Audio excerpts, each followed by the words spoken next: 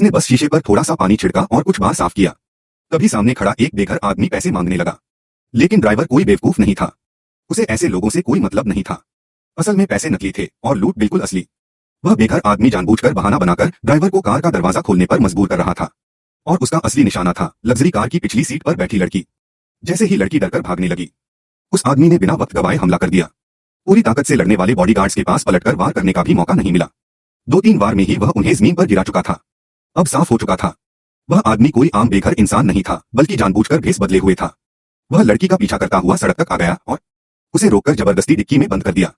जब तक बॉडीगार्ड्स पहुंचे, वह आदमी कार लेकर कब का गायब हो चुका था। वह लड़की कोई आम लड़की नहीं थी। वह एक स्थानीय गैंग बॉस की बेटी थी, जिसे हजारों लोग सर आंखों पर रखते थे। और अब दिन दहाड़े उसका अपहरण हो चुका था। अगर यह बात बाहर फैलती तो पूरे अंडरवर्ल्ड में मजाक बन जाता। गैंग बॉस गुस्से से आग बबूला हो गया।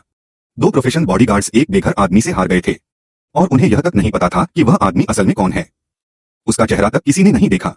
दोनों बॉडीगार्ड्स को सजा देने के बाद गैंग बॉस ने $20 मिलियन का इनाम घोषित कर दिया। हर गैंग मेंबर को तलाश में झोंक दिया गया। यहां तक कि गली के गुंडे और छोटे व्यापारी भी इसमें शामिल हो गए। दूसरी ओर वह आदमी कुछ किलोमीटर गाड़ी चलाने के बाद अचानक रुक गया। डिक्की से कोई आवाज नहीं आ रही थी। उसने हालात जांचने का फैसला किया। अगर लड़की ऑक्सीजन की कमी से मर जाती तो यह उसका मकसद नहीं था। चारों तरफ देख परख कर उसने डिक्की खोलने का फैसला किया। लेकिन जो उसने देखा वह उसकी उम्मीद से बिल्कुल अलग था।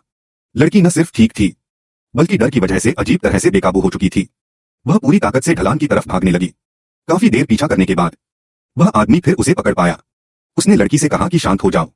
उसने उसका अपहरण किसी बुरे इरादे से नहीं किया था। उसने अपनी जेब से एक फोटो निकाली और जमीन पर रख दी। लड़की से ध्यान से देखने को कहा।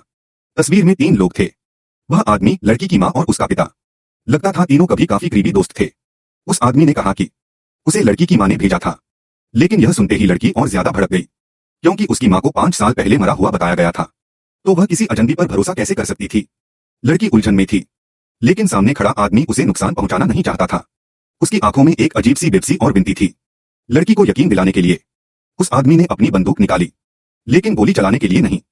उसने बंदूक जमीन पर रख दी और कहा, अगर उसे जरा भी शक लगे तो वह ट्रिगर दबा सकती है। लड़की ने बंदूक उठाई।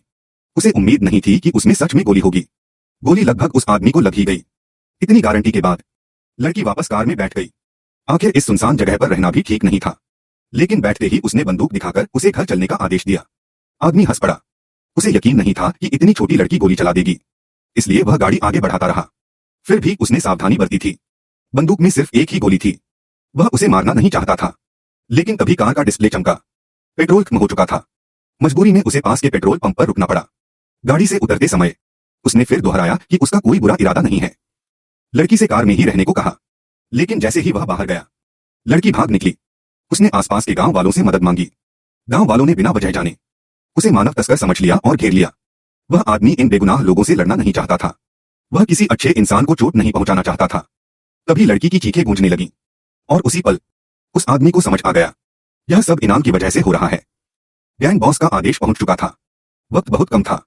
वह किसी तरह लड़की को वापस कार तक ले आया और नई मुसीबत से बचने की कोशिश करने लगा।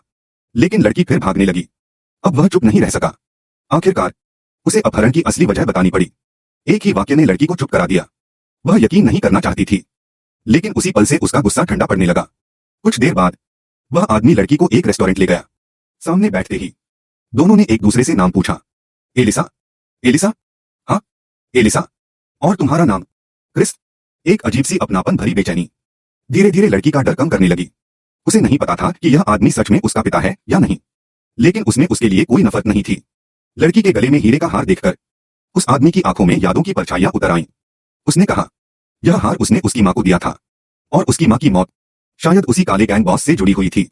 लड़की कुछ कहने ही वाली थी कि अचानक गैंग के लोग चारों ओर से घेर लेते हैं। राजकुमारी को वापस ले जाना है, उनमें से एक बोला, और तुम यहीं शांति से बैठो।